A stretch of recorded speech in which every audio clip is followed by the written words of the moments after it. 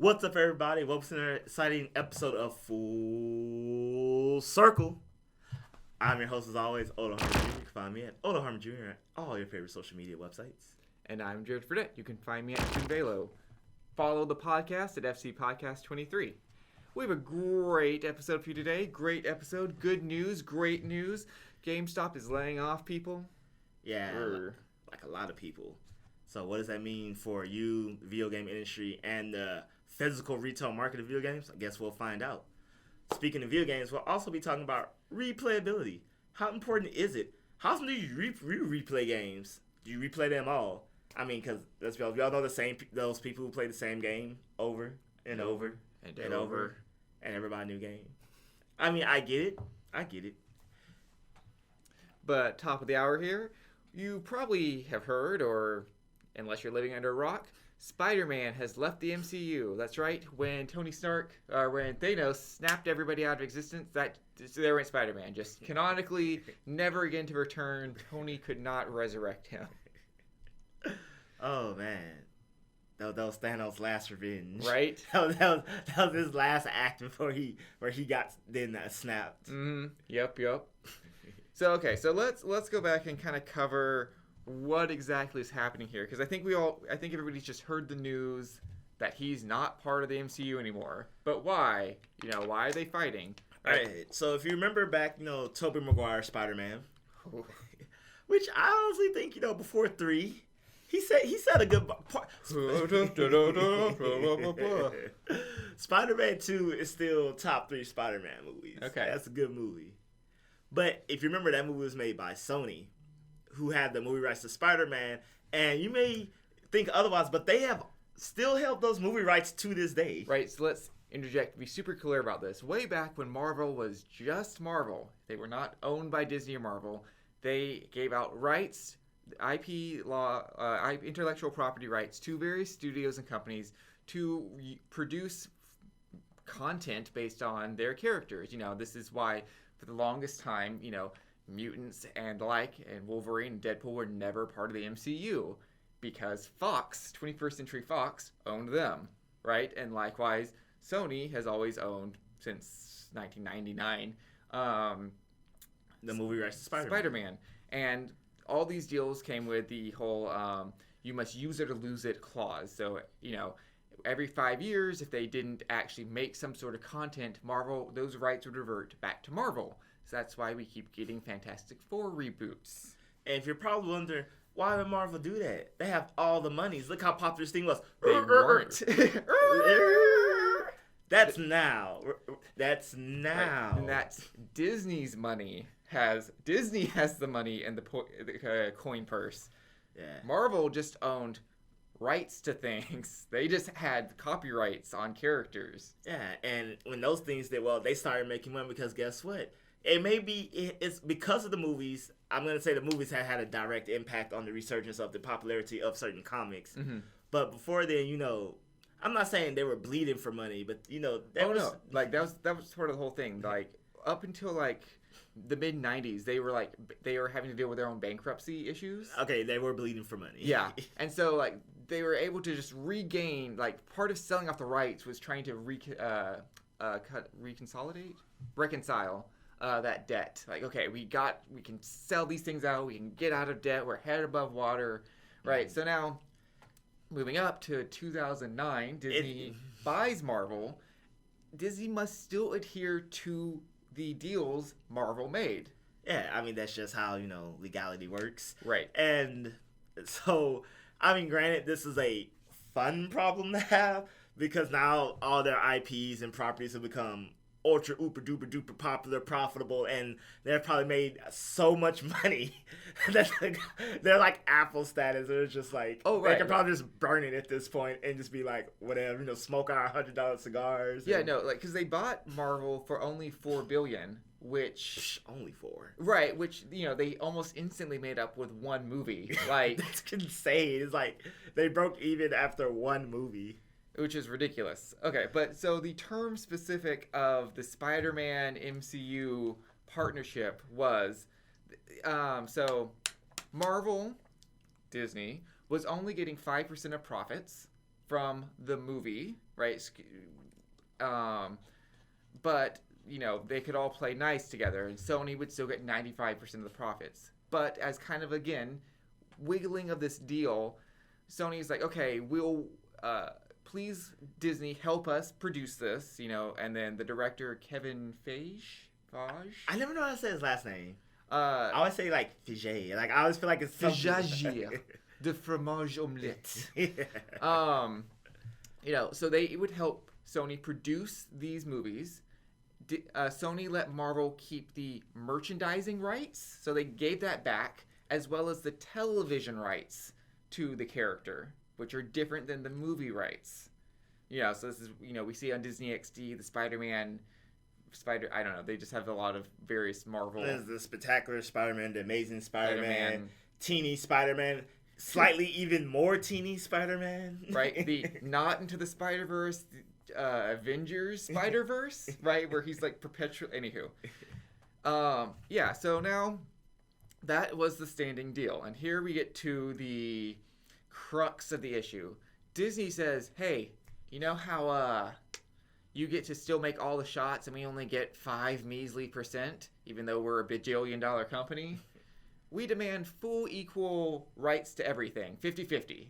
And Sony's like, no, thank you. So Sony recently, as of filming today, Sony's like, we can do 25%. I think that's fair. Which is insane, right? Again, from 5 to 25. And Disney's like, absolutely not. We demand equal everything. Don't make me buy you, Sony. So, okay, here's I will play devil's advocate slightly. I won't say Sony's in the wrong, per se. I ultimately say they're in the wrong in the sense that Disney's a giant monster and you don't want that on your back. They're not in the wrong because, right, ownership is 9/10 law, and Sony, at the end of the day, owns the movie rights to Spider-Man and Spider-Verse. But, a great deal of the success came from Disney leveraging this into the MCU. I mean, let's be honest. Far From Home is probably, I will say, live action best Spider-Man movie to date. I read some post. Someone was like, "Sony, I know Into the Marvelverse was probably the best movie you've ever made, but slow your roll. Don't let it get a big head." It's like, no, I saw. It's hilarious to see fans online it's like, oh, after the success of Venom, I'm like, no. Okay. Don't pretend like Venom was suddenly a great movie. It was okay. Yeah, that's the best it's gonna get. Some people say it's bad. I'll give it it was okay. They were truer to the character. The symbiote. Anywho. Did I not say symbiote? No, not just said symbiote. Now it's just thinking about it. Milotic? Symbiote. Biote. Not biote. Symbiote. So this is how I could sum it up. I don't agree that Sony should have made this. I will say that I feel like considering Disney 50-50, again, the success is based off Disney, and I mean 50% of 3 billion is still 1.5 billion. And let's be honest, both companies don't technically need the money. Sony might. Well, no, they have that. Sony's electronic. Right. Wait, they're also a gaming company. Never mind. And an electronics company. Right. I don't know how much they're worth, but I'm pretty sure it is a lot. I mean, they still make DVD players and camcorders and cameras. What's a DVD player? Excuse me, Blu-ray players. What's a Blu-ray player? Oh God. Dude. All digital. Who needs physical copies of things? Even we ourselves are digital. There, Jared, do something fancy. Okay, but the old age saying is true. Not every battle is worth waging. I think Sony has opted to win this battle, and they're gonna forego the war now. Right. So moving forward, future-wise, what does this mean? Well, first of all, clearly, Spider-Man is not going to be in future movies or crossovers. As of now, because Tom Holland unfollowed Sony. Ooh. That's funny. That was a story he did. That's made an official statement as of this filming, but he unfollowed Sony. Dang. And he followed FC Podcast 23. Oh my gosh, I would like freak the hell out. Okay. Right. So, but again, going back to the original deal with Marvel, so the ticking clock is on now. Like they've got 5 years to do the standoff before they have to make another movie. Wait, when was the last? Like, does Spider-Verse count as a Spider-Man movie? Or does it have to be like a live-action Spider-Man movie? No, just any movie. Oh, okay, so they're good because of Spider-Verse. So. No, well, so the last movie produced was Far From Home, right? That just came out. Oh, that counts as for Sony's too? Yeah, they used the IP. Oh, right. Even though it was in the MCU technically. Yeah, because again, like a majority of that was to Sony. Oh. Like they got to. That's part of it too. Like even though Kevin Feige. They got to put their name on it? Feige. I'm going to say Feige. Okay. Because it's spelled like siege. Yeah, even though that's part of why Disney wants to be full partner with them. Because Sony still leverages command of the movie. Okay, so even though Disney did like 90% of the work, Sony can just come by and be like, Sony. Yeah, like Sony's like, they're producing it. Like, no, we don't want these done. And Disney has to be like, okay. I mean, I don't think that's what they're doing because... We've seen Sony decision versus Disney decisions in terms of live action.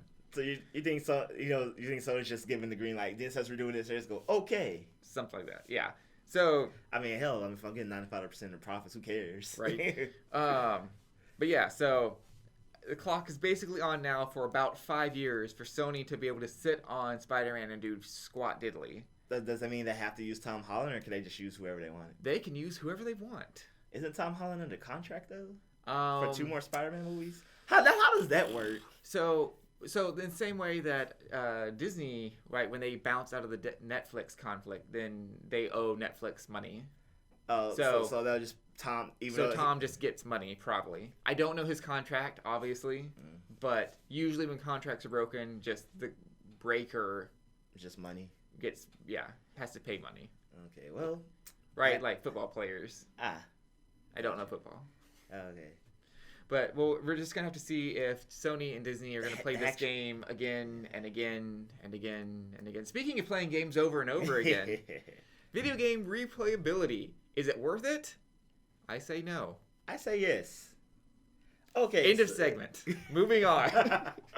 Okay, for real. So, we all play our favorite... I did air quotes for those listening. Mm-hmm. But we all play our favorite games over again at some point, sometime. Which, if we didn't, HD remakes wouldn't be so damn popular. This is true. I'll admit, I'm probably in the minority here in terms of my opinion. I mean, so I always put it akin... I mean, people reread their favorite books all the time. Not Jared. Okay, so... You rewatch the same movies. No. You at some point in your life have seen the same movie. Yes, I do, but it kills me. I generally don't really like rewatching too many things over and over again. If I watch something over and over again, it's like I'm eating food. It's like a background noise task. I'm not saying literally like, oh, it's that time of the month again. That just came out awkwardly, but it's that time. It's not like a considerable thing where like I'm just gonna, it's June 26th and I'll have to rewatch this movie. Yes. But video games, right? Okay, so I'm just gonna launch into my blanket opinion is like, unless the replay significantly adds a whole different element, I'm unlikely to play it again. Likewise, there's a window of opportunity for me to replay it. So if I play the game and I was enthralled and I want to keep playing, I'll start again. If it's like I put the game down because I finished it, well, too bad. I'm probably not going to see you again. Well, I really feel like, 100% that, I'll say 50% of games you replay is sorely tied to nostalgia. Like, I remember when they released Pokemon Yellow on the Game Boy Virtual Console or whatever it's called on the DS. Mm-hmm. Like, I replayed it. I thoroughly enjoyed it. Especially as an adult, it was just like, I know what to do so much now. Oh, God. But I thoroughly enjoyed it. When I played Yoshi's Island, I replayed it maybe 3-4 times since its initial release. Which isn't a lot, considering the span of 20 years. Uh-huh. I thoroughly enjoy it. I just think it's just certain games. For me, you know how people talk about how newer games are easy or they don't have like that heart and soul. Uh-huh. For me, sometimes when I play those games, I get that heart and soul that I feel like some newer games miss. Where it's just like, man, look how clean and pure and simple and just full of, that unquantifiable it factor, which is always hard to sell. That Something like je ne sais quoi. yes, exactly. And in some games like Crash Bandicoot and Spyro, we're like, oh man, this is why they're good that they're making Final Fantasy. But Final Fantasy is a true remake, not just the old game. You're not replaying because it might as well be a new game. Like Crash and Spyro, those games were good at the time, but they aged horribly. So like unless Mario Kart 64, yeah, like you can have fun, but part of you just really has to be like, gotta really grind through this limitations of technology.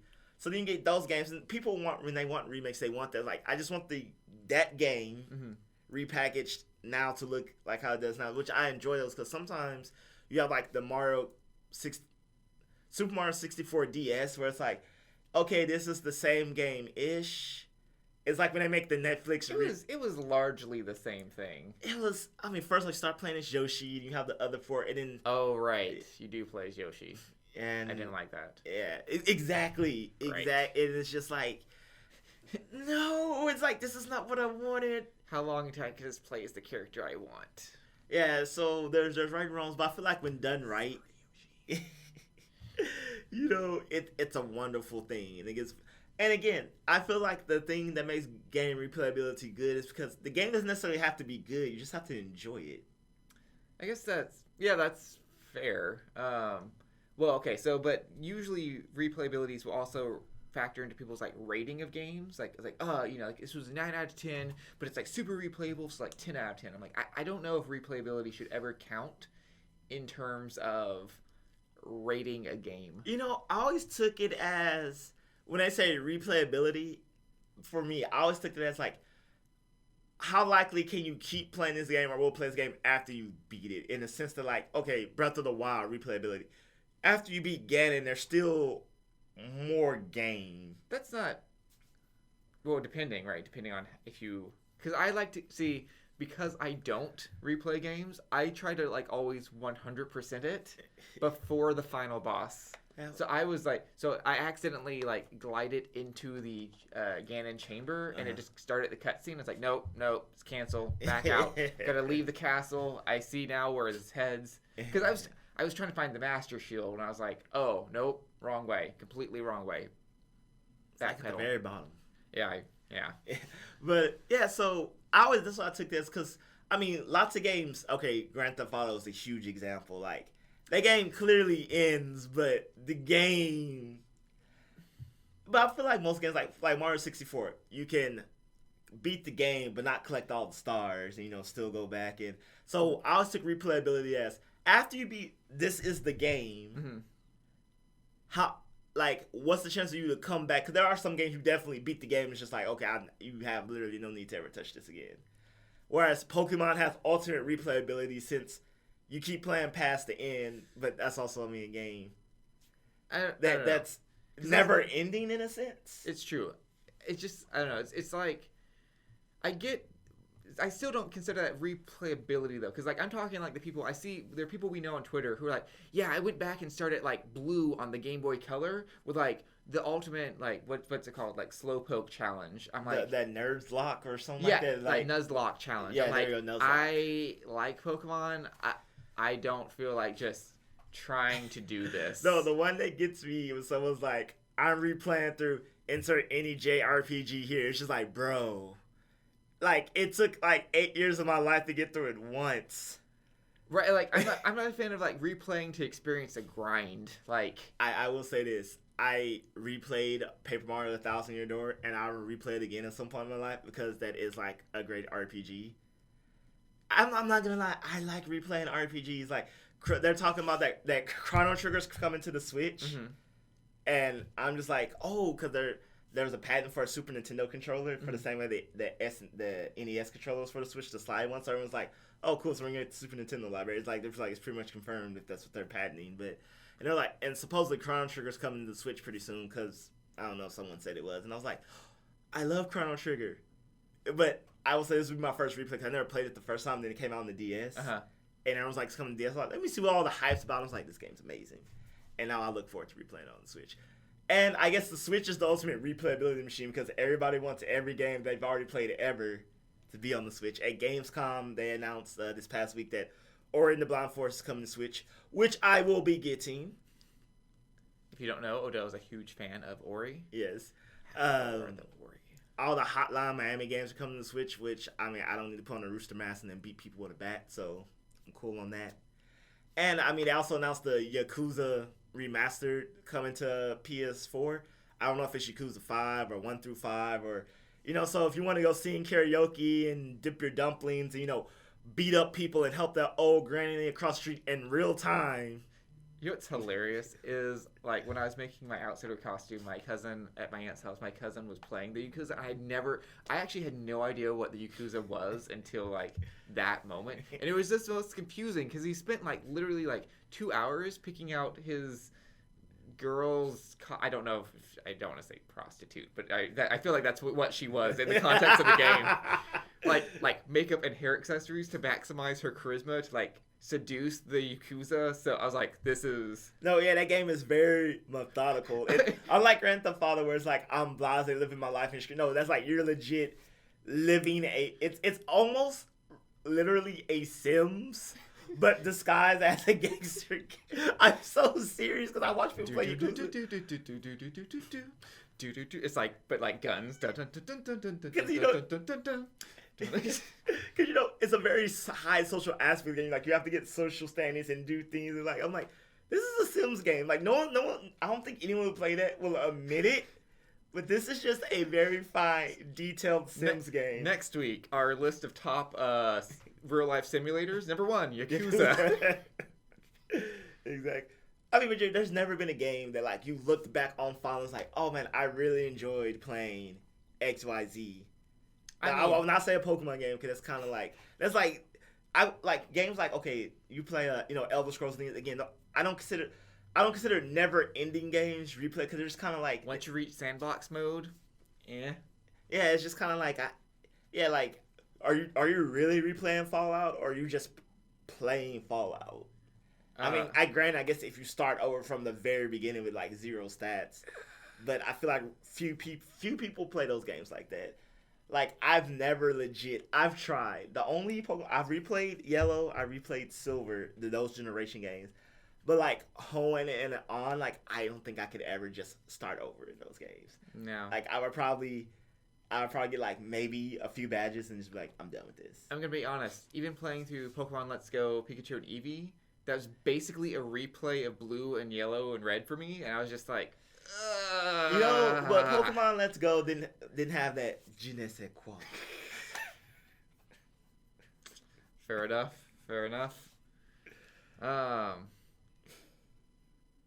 GameStop. I was waiting for. I was like, I'm gonna do. All right, so like Jared made a joke earlier this episode about when we were talking about Sony about it's all digital, baby. Well, it's not entirely wrong. GameStop agrees. So everyone knows GameStop. They're pretty much the last true just retail. Hard brick and mortar. That's what we say. We say brick and mortar game store. Yeah. And I mean, of course, you have people like Walmart that sells games, Best Buy that sells games. They're not game stores. There's a place that sells electronics and games considered. This is like the quintessential. I'm surprised Hot Topic doesn't sell games. It feels thank God they don't. Like, could you imagine like, oh God, I really want this game. It's hard to find. The only copies at Hot Topic. Yeah, with all the other random nerd tchotchkes that you're told you should like because you're a nerd. No, I'm just thinking it's like, I like the new copy of A Link to the Past for the Switch. And hey, just so you know, everything today is buy one get one half off. At Hot Topic? No, it's the joke because like literally every time you go in there, you're right. You're told that, and you're just like, oh, today only? Gotcha. Oh, Wink. I get my hot cash. Ugh. I have like $100 in hot cash, and I'm like, I don't know what the hell I can buy with this. I didn't know that was a thing. Yeah, But they give you like legit like coupon bucks, like they're like when you're in school. right. No, I mean, gotcha. Okay, but the odd part about GameStop laying off people is it's not just GameStop employees. They're laying off people right from Game Informer. Yeah, so Which seems incredibly odd to me because if you're going to keep some part of your company, the digital media part seems like the part you would want to keep. well, for those who don't know, GameSpot owns Game Informer. A lot of people get confused. Like, it's not GameStop the store owns. Like, the GameStop is a company in Texas, by the way, that owns the magazine. I don't know when they bought them or acquired them. That's why they sell the magazine there. So, well, what the layoffs were, they were laying corporate like people like VPs and stuff. I think the total number was like somewhere 160, and you're probably thinking 160 GameStop employees. That's not a lot. Okay, no, we're talking about company. We're not talking about like I'm pretty sure some retail store people might have got laid off in this, but when you're laying off 106 people of like your that's pretty bad. That's literally tightening the belt, trimming the fat, like. Yeah. And so I don't know where Game Informer is considered on a ladder, but I'm pretty sure like in terms of like a corporate employee, I'm pretty sure they would consider that way higher than like Joe Schmo at your local GameStop. Mm-hmm. And I mean, this goes into your thing. Game Informer does have an online website, but they're still very much their bread and butter is the print magazine. Mm-hmm. That's where all their detailed cover stories and things. And I believe everything gets uploaded. It's like the trend of like the magazine comes out first, and then most of those things get uploaded to the website later. One article at a time. Bloop, yeah. Bloop, bloop, the website's more daily news, breaking things like that. Mm-hmm. So I mean, someone could argue that it's still print, and that still costs money versus how much money does it cost to have a website? Just the yearly server rights. Yeah. I mean, that's our domain rights. There we go. There it is. Yeah. But either way, so again, they gotta save money somewhere, and I'm pretty sure Game Informer, are highly paid GameStop employees because that's where the checks come from. Right. So when you're trimming the fat, and it was odd because it was a mix of senior, like even when I interned, and people who have been there since I interned, or clearly they're from like the start, and like newer people, because when these have you expect the newer people, but also like some senior level people got let go, and that's unfortunate. My thoughts are with them and their families, because I know some of them were actually in Germany for Gamescom and they got the news, which is like an uber terrible move from the company. Yeah, like. Okay. It's like, at least they found out. They didn't just come back to the building and like, why isn't my badge working? Why is all my stuff on the ground outside my window? All my clothes on the lawn. Honey, what did I do? I mean, that's horrible time. Could you imagine like being in a foreign country at work? It's like, hi, I'm Jerry Fradette with Full Circle Podcast. What's that? I just got laid off? I'm not. It's like, what? But I still have 3 more days of coverage in Germany. No, so if I was, I guess depending, right? Obviously, they're professionals and they continue acting like proper journalists because they're now they're interviewing right at Gamescom. But that's like the moment where in my mind where I'm like, do I just say screw this and I walk off camera and I do whatever the hell I want instead? I think part of me would want to just like right. It's like those news anchors which I've never seen live. Right. Where it's just like screw this, flip the table. But yeah, so it's weird. Do you think GameStop is destroyed by the fact that you could buy a lot of games digital, or is it just the fact that I can just go to Best Buy and I don't feel the need? No, it's 100%. I'd rather go to like Best Buy or Walmart than GameStop. Because, I mean, they're everywhere, and GameStop's like in the mall, and then the employees always harass me about like getting insurance on my game, and I'm like, I don't know. So their whole business model is just like... Apparently they make a lot of their money off of reselling games, which I'm just like, really? Right. I find that surprising. But anywho, just like those poor professionals in Germany, we are great professionals here. I am Jerry Fradette. You can find me at Toon Velo. I'm Odo Harmon. You can find me at Odo Harmon Jr. That was an awkward sentence. Which part, right? No, you were like, the poor professionals, we are great professionals. I'm like, wait, what? Oh, okay. Yes, we are great. Their situation is unfortunate. Their situation is poor and unfortunate, but they are great reporters. Just like we too are great reporters. Yes. I'm Jared Fradette with Full Circle Podcast. All right, and I'm Harmon Jr. You can find me at Harmon Jr. Full Circle Podcast. Have a great week, everybody.